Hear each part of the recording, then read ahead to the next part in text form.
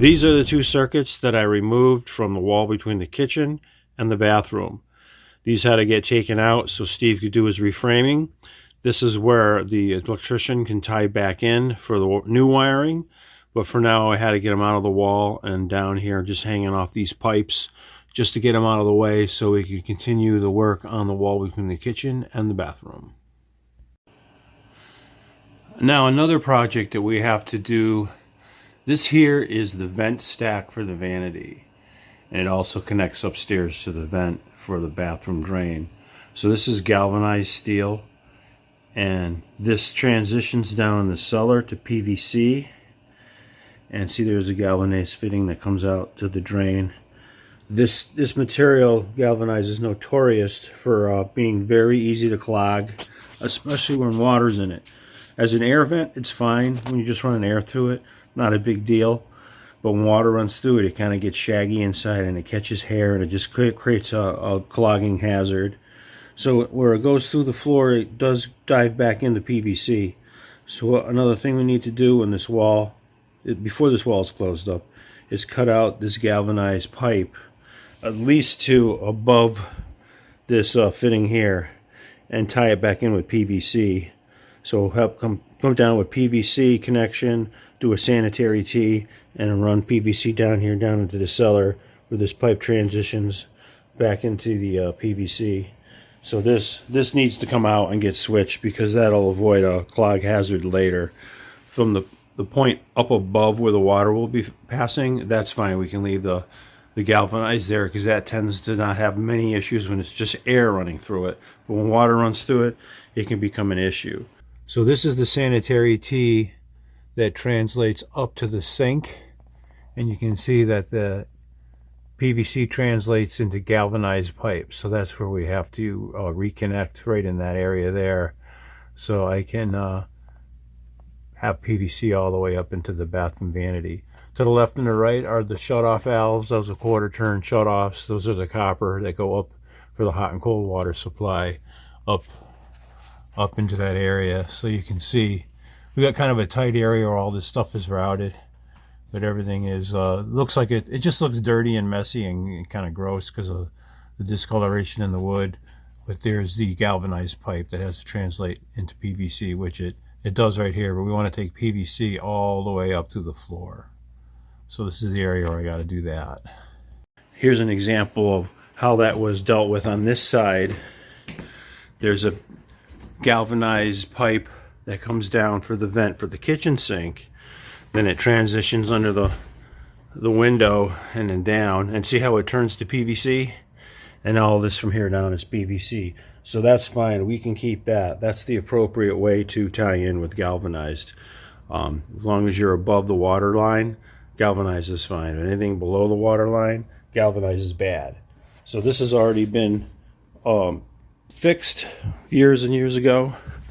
But this area over here was more to the original house. There was no work done here where they needed to fix that. And it's just a potential area that could cause trouble. So we're going to adjust that as well while we're in this area. And also we have two sets of pipes. The ones on the right here, these copper pipes, these go up to the radiator and upstairs bathroom. These have no issues whatsoever. These are fine the way they are. Might have to just put some insulation on them. But this set of pipes here is the water supply for the upstairs toilet and the upstairs bathtub. Now if we follow these up, see how they take that 90-degree bend and they go past that lead flange? There is a pinhole leak up on top, which is witnessed by, you see that green speck? That is the pipe starting to corrode through, and that patina is an indication that there's a leak. There's another one, another couple of leaks developing to the left here. You can see a discoloration, but if you get on a ladder and you look up top, there's that same green dot on the top of the pipe. So these are going to get replaced. We can't go with a 2x4 wall because the diameter between this big flange here is, I think, about 5 inches. So we got to go with like a 6.5 inch stud. So what he's going to do is put a spacer on that bottom plate to push it out like another 1.5 inches, 2 inches, whatever he needs.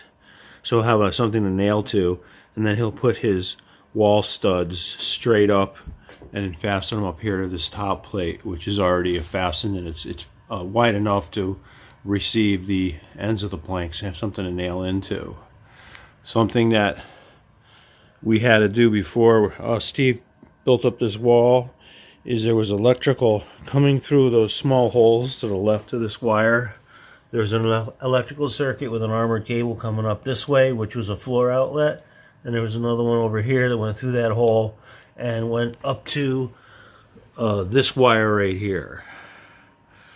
So this is the wire that goes up into the wall, across the top plate, into that wall cavity, and down to the switch right there. So that would be the switch for the vanity. So that's what we call a switch leg. So the electrician can use what's existing to tie in. We can use that existing switch, and these wires here will connect up to like a vanity light. So when you're looking at the mirror, you need more lighting, you can put some lights on either around the vanity or on top of the vanity. So with those wires removed, that cleans up the area that Steve needs to work in a little bit more, so he can get what he needs to do done without having obstructions. These two copper pipes are the hot and cold water that go to the vanity sink that would be connected up to this drain.